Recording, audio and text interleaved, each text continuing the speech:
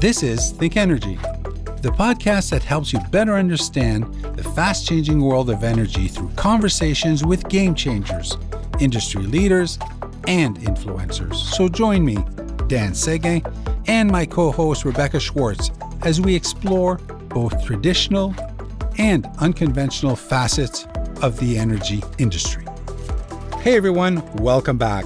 On today's show, we're going to talk about renewables and the role that they play in reaching Canada's net zero targets. The journey to net zero is one that will take us down a long and winding road with plenty of bumps, potholes, twists, and turns. But what about the scale and speed at which we should go?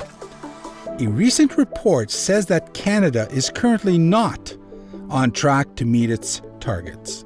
But the most pressing target is the one that Canada has set to reduce greenhouse gas emissions by 40 to 45% below 2005 levels, all by 2030. But what's needed to accelerate electricity decarbonization and increase production for a cleaner national electricity grid? Is it renewables like wind, solar, and energy storage? Now, Canada's electricity system, like most systems around the world, was designed as a one-way street to generate, transmit, and deliver electricity to consumers. That's it. But as technology evolved, so has the expectations of Canadians and the demand to update our electricity grid to be two-way interactive system. This includes supporting electric vehicles, energy storage, smart grid technologies, smart home technologies, home generation, and a host of other innovations.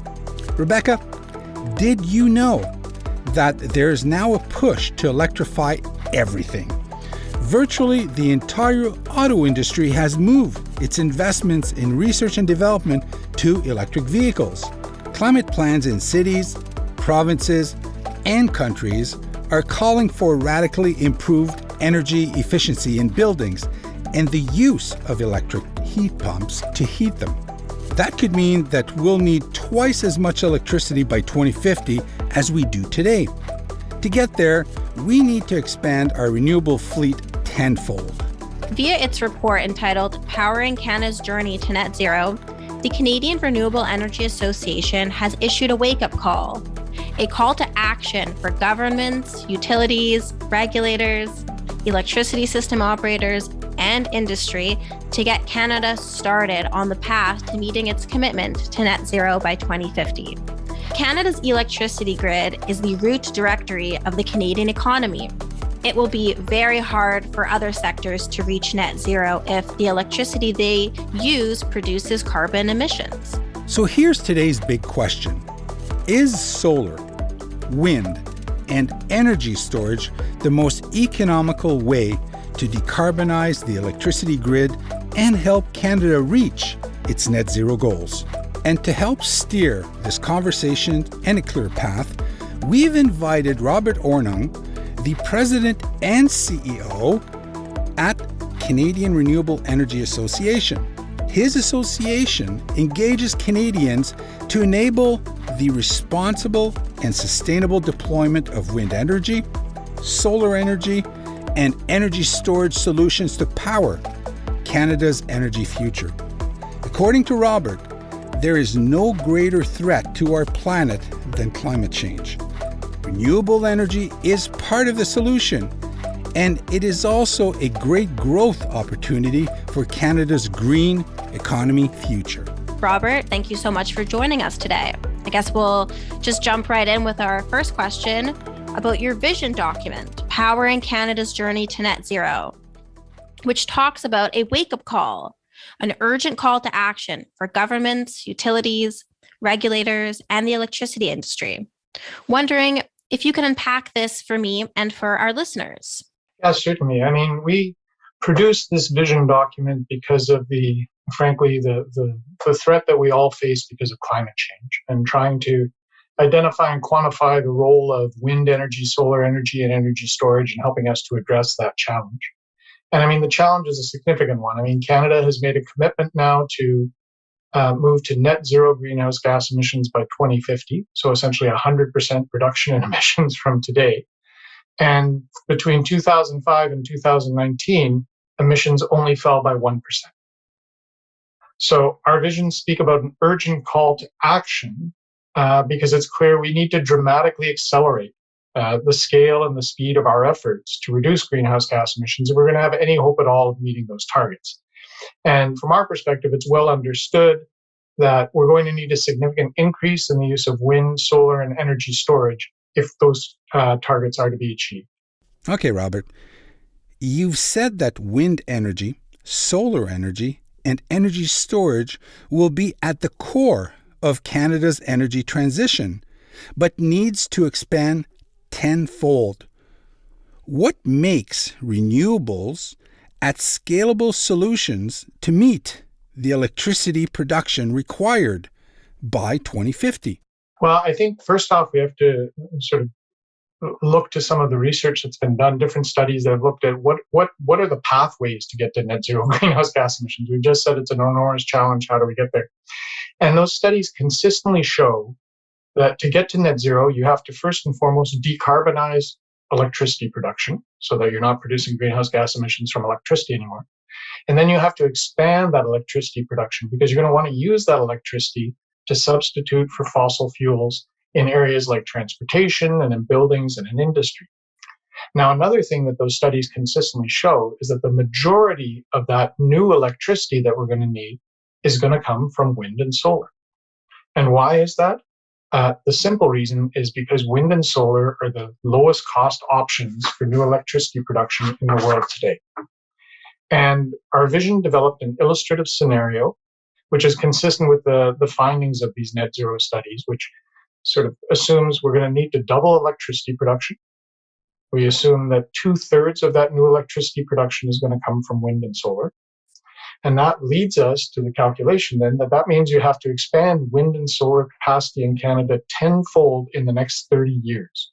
And that's why it's an urgent call to action. That's a mammoth task. It's achievable, but we have to get started now. Now, at the top of your to-do list for Canada, you start with the decarbonization of our country's electricity production by the year 2035. Could you expand on why you feel this is critical to the 2050 net zero timeline? Yeah, sure. And I mean, I should start by noting that Canada has actually made a commitment to move to a net zero electricity grid by 2035. And that's consistent with guidance that's been provided by the International Energy Agency, which in looking at pathways to net zero concluded that if industrialized countries are going to get there by 2050, they need to decarbonize grids by 2035. And why is that? Well, it's because at the end of the day, when we're talking about climate change, we're worried about getting to net zero greenhouse gas emissions by 2050, yes. But we're also worried about the cumulative emissions that are going to be produced between now and 2050. It makes a big difference if we're steadily reducing as opposed to just dropping off at the very end. And in that context, if you recognize the importance of electrification in terms of moving to net zero, the sooner we have a clean, decarbonized electricity grid, the sooner we can benefit from the actions taken to electrify transportation or to electrify buildings, and we can maximize the emission reductions associated with that. So that's really what the driver is, to say, do that now because it pays off in multiple ways, because we also end up being able to reduce emissions in other sectors more quickly as a result. Now, just a quick follow-up. You note in the report that Canada is not on track yet, and that there's little discussion about scale and speed. What needs to happen ASAP so we don't fall behind? Yeah, I mean, I think I'll just speak first maybe a little bit about that scale, speed and scale. You know, we talked earlier about needing to grow wind and solar tenfold in the next 30 years. What does that mean? So we looked at that and we said, well, that means that for the next 30 years, every year, we would have to build wind and solar out at a rate that's 8 times faster than the average rate we've been building it out over the last 5 years.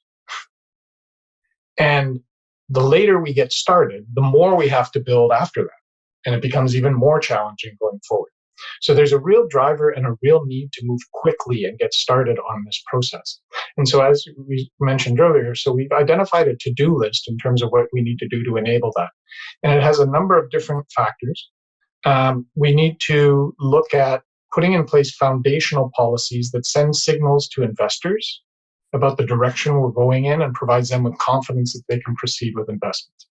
We need to reform electricity market structures and regulatory frameworks to adapt for the introduction of significantly more renewables into the grid. We need to build new electricity infrastructure. If we're doubling the size of the electricity grid, we need new infrastructure. We also need to accelerate our efforts towards electrification so that there's demand for this renewable electricity when you're putting it out into the grid. And finally, we need to put in place processes that actually allow us to procure that new renewable electricity going forward. In Canada, we have massive untapped wind and solar energy resources. So it's not a question of do we have the resource? We do. It's can we capitalize on it and mobilize quickly enough to be able to take advantage of it. That's a great segue. In your view, how can we decarbonize electricity to reduce greenhouse gas emissions in Canada's transportation, buildings, and industry sector? I mean, I think we're already starting to see some real evidence of this transition occurring, although we're at an early stage. So in the transportation sector, everyone's aware we're moving towards a world dominated by electric vehicles in the future. You see it in the choices made by auto manufacturers, consumers, etc., going forward. But it's really more about electric mobility. You also see a growing number of e-bikes, for example, going forward. We see increasing investments in the electrification of public transportation. So there's a real drive there in terms of the transportation sector. In terms of buildings, heat pumps are going to be critical as a technology that allows us to reduce our reliance on natural gas for heating purposes going forward. And within industry, within heavy industry, we already see announcements being made from steel producers who are switching to electric arc furnaces, the aluminum smelters that are starting to electrify. And across all of those areas, electrification is not the answer for everything. There are applications where electricity is not going to be the solution. But for many of those applications, you can actually use clean electricity to produce hydrogen, green hydrogen if it's produced from renewable electricity. And that green hydrogen can then be used to support things like freight transportation or long distance transportation or other industrial processes. So electricity really will have a central role to play. And again, we're starting to see that transition occur. But again, we have to accelerate those efforts extremely if we're going to achieve our targets. Okay, now, Robert, can you expand as to why it's so critical to rethink Canada's electricity infrastructure investments and work to minimize the cost to expand electricity production? What is the low-cost advantage that renewables have? Well, I think, I think we have to start from a recognition that when we're talking about doubling electricity supply, we're going to need more infrastructure to move that electricity around. But we also know that electricity infrastructure like transmission is expensive. It takes a long time to build. It's complicated in terms of getting all the approvals you're going to need and stuff to do that. And so our first priority actually has to be to try and use our existing infrastructure more efficiently. And in that sense, right now, we design our transmission system so that it's able to serve us when we have our highest electricity demand, so at peak times that it can do that. We're only at peak times for a small amount of time, which means most of the time our transmission system is actually underutilized. So how do we increase the efficiency with which we use that? That's where we can use a whole range of technologies, distributed energy resources, energy storage, that can help us to shift that peak time such that we're able to use that transmission resource more fully and more consistently going forward. And we call that non-wires alternatives in terms of looking at options instead of building out new transmission. And that's going to be really important going forward simply because as we look at the scale of the transformation we need to move towards net zero, we want to do everything we can to reduce costs to go forward and do that. And those distributed energy resources can play a really important role in helping us to reduce those infrastructure costs. So, Robert, how can Canada modernize its electricity markets and regulatory structures to enable the lowest cost pathway to grid decarbonization and expansion? So I think the first thing we have to recognize is that our electricity markets and the regulatory structures in the electricity system, the regulatory frameworks, were really designed for the electricity system of today and of the past. And the electricity system of the future is going to be different than the one of today. And it's going to be different because we have a whole range of disruptive technologies entering the electricity sector, just as we've seen in many other sectors across the economy. And those disruptive technologies are fundamentally transforming our electricity system. We're shifting away from a system which used to be a one-way system where you had a big generator sending power over a transmission line to a user, to a system now where it's a two-way system, where users also generate electricity. And so electricity is flowing back and forth across the system. And our regulatory frameworks weren't designed with that in mind.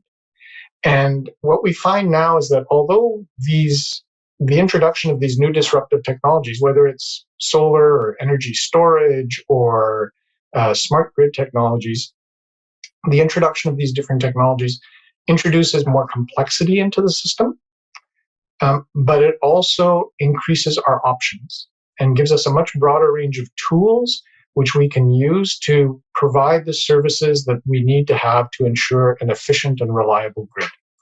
And so when we look forward at how we need to reform electricity markets and regulatory frameworks in the future, what we want to do is we want to capitalize on that, on those new disruptive technologies. And we want to remove barriers to their introduction. We want to ensure that they have the opportunity to participate in the electricity system.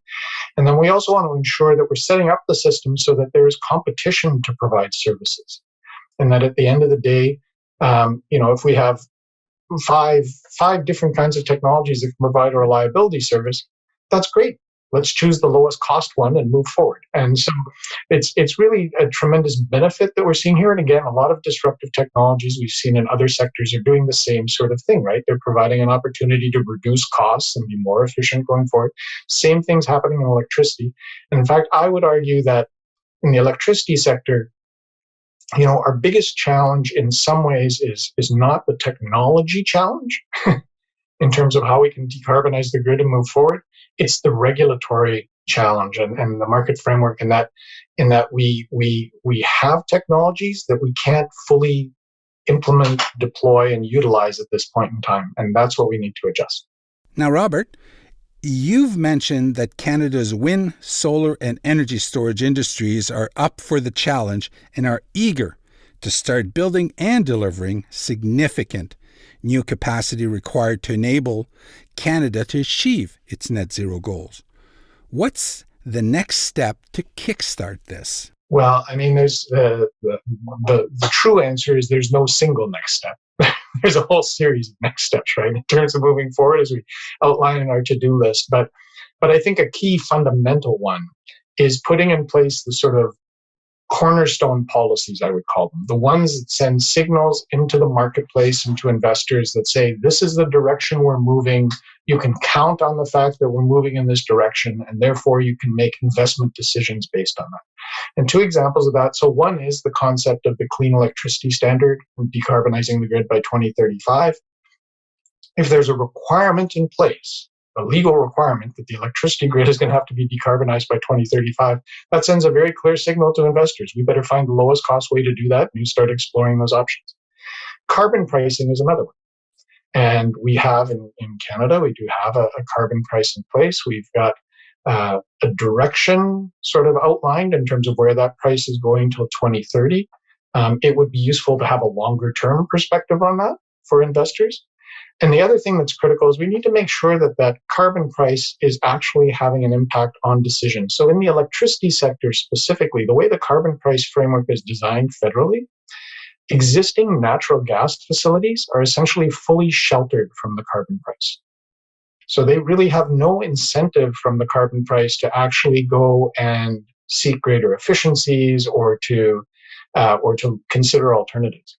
And so we need to ensure, I think, within the electricity sector that if we have a carbon price, that everything is exposed to it and you're getting that signal, and that we have clarity as to how that signal is changing over time. I think if we have those fundamental policies in place, then that provides an incentive for people to start thinking about building infrastructure, people to start thinking about how we reform regulatory frameworks. Those foundational policies sort of get the ball rolling. Okay, great. So, what does a national clean electricity standard even look like? And why is it so important? And can you talk a little bit to some of the biggest barriers for collaboration? Yeah, I mean, fundamentally, I guess at its heart, it's a simple tool. It's setting a standard for electricity generators as to how much greenhouse gas emissions they can emit. And I'm sure that standard will be set in terms of how many greenhouse gas emissions you emit per kilowatt hour or megawatt hour of electricity produced. And presumably it will be designed so that number declines steadily and approaches zero by the time you get to 2035. That's the federal government can put in place a standard like that, and it's going to apply across the country. How that's actually implemented will vary everywhere. Every province has a unique electricity grid, unique set of electricity generation today, unique set of options for future electricity generation. So the pathway to get to net zero in the electricity grid is going to differ from province to province. We do know that if provinces do more to collaborate, if provinces do more to interconnect their electricity grids, it will provide each of them with more options in terms of trying to move towards net zero. And generally, more options means more flexibility and ways to reduce cost. So collaboration in that sense is quite important in terms of, again, trying to seek out the lowest cost opportunities to meet the objectives that we're setting. Okay, you touched on this earlier, growth. Let's now look at the potential for growth. And are distributed energy resources poised to provide increased opportunities for homeowners and small businesses to demand on-site renewable energy generation? Any examples you could share with us? Yeah, well, I mean, I guess to start, I would say that, yes, there's significant potential for growth. I would say actually enormous potential for growth in terms of the distributed energy resources going forward. And I think we see that in terms of the growing number of businesses and industries that are looking at self-generation as an option for electricity going forward. And that's being driven by multiple drivers. It could be driven by environmental commitments in terms of corporate commitments to reduce greenhouse gas emissions going forward.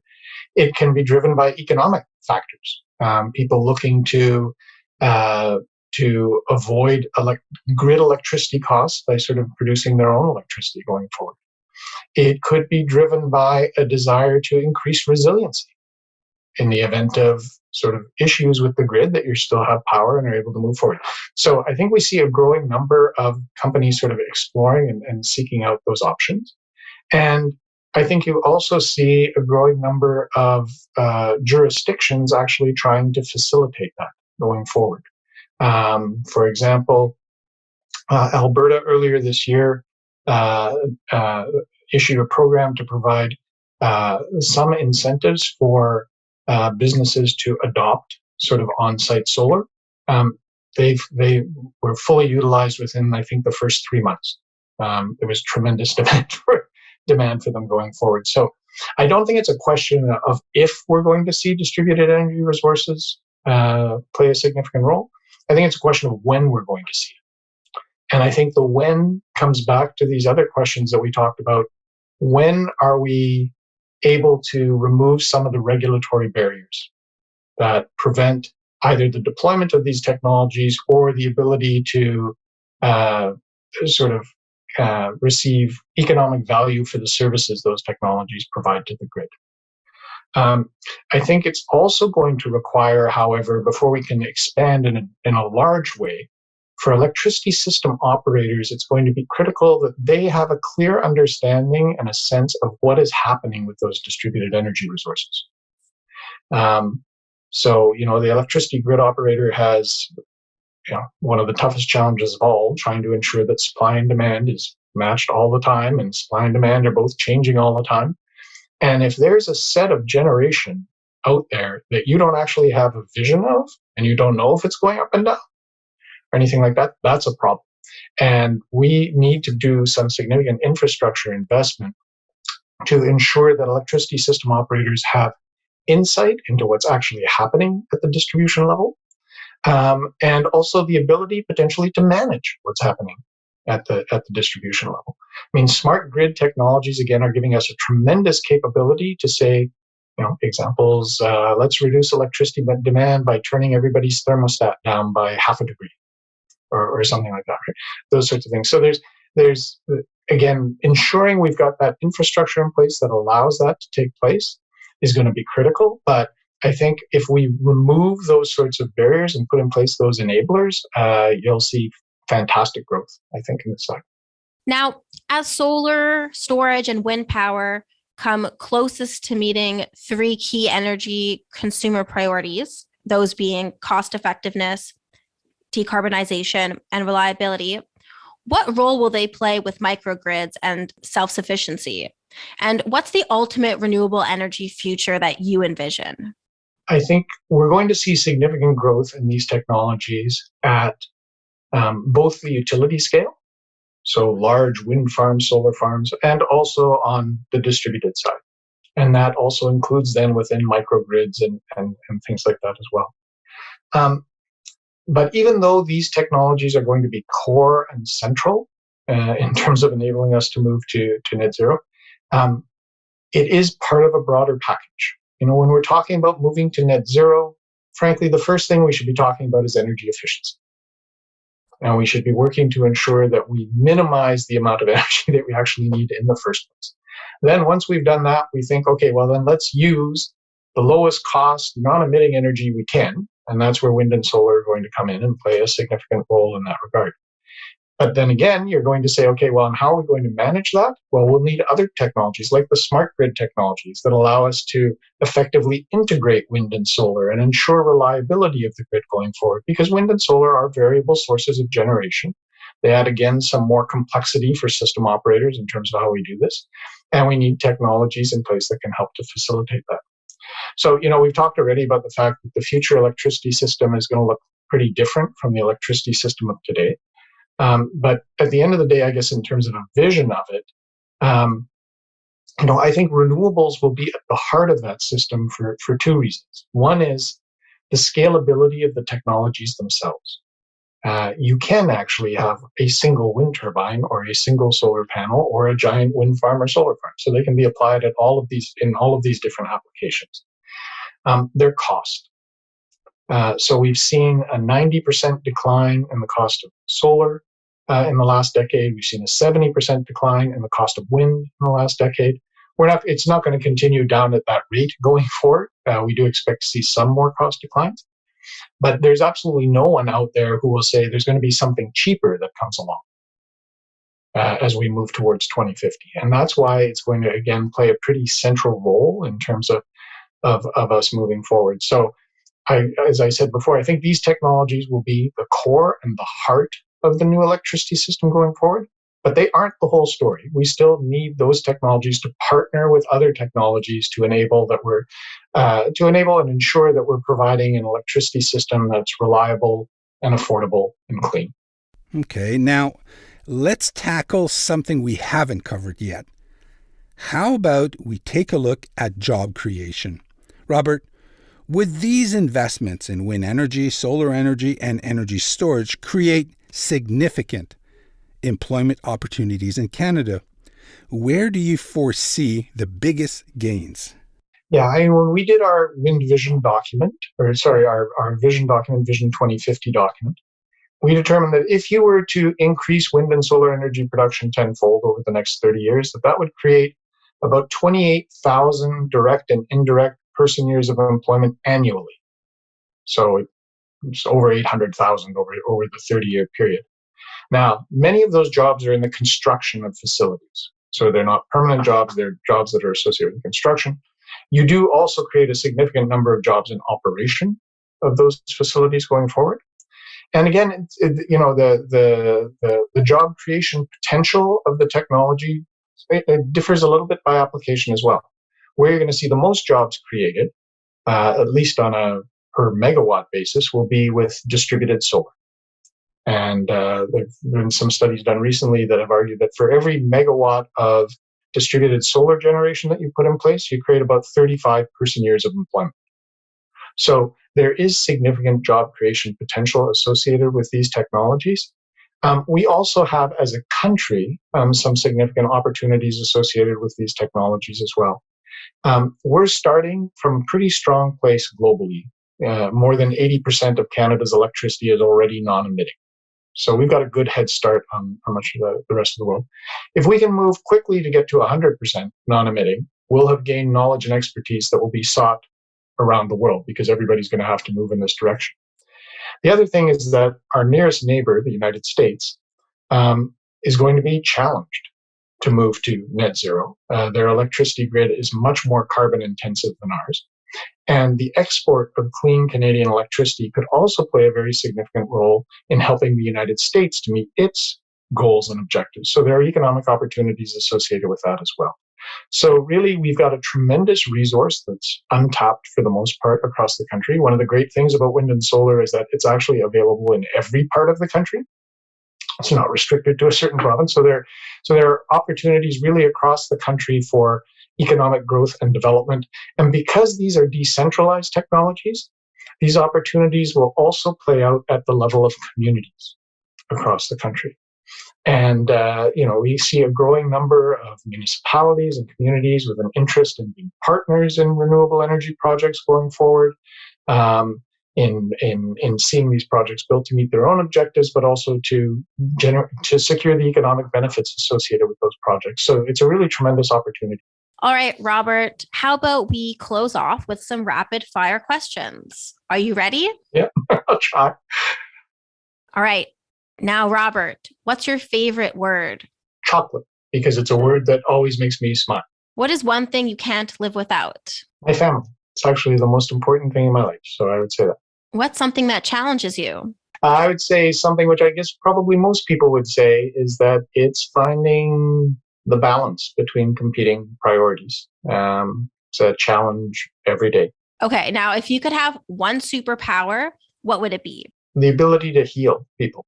And if you could turn back time and talk to your 18-year-old self, what would you tell them? Don't be stressed about what you're doing when you're 30 because you're inevitably going to get it wrong. And have faith that you're going to find your path and that it's going to be informed by a bunch of things you haven't even thought of yet. Okay, this is the last one. What is exciting you about the renewable energy industry right now? The potential. I mean, the potential is enormous. It really does require us to get started now to sort of capitalize on that. And so, one of the things in our vision document, we sort of conclude by saying that the time to act is now, and we need to act together. And that's true whether it's between federal and provincial governments, provincial and municipal governments, different technologies. We've got a massive challenge in front of us. We've got all the reasons in the world to succeed in meeting that challenge, and we need to get started yesterday. Well, Robert, this is it. We've reached the end of another episode of the ThinkEnergy podcast. If our listeners wanted to learn more about you and your organization, how can they connect? So you could visit our website, which is renewablessassociation.ca.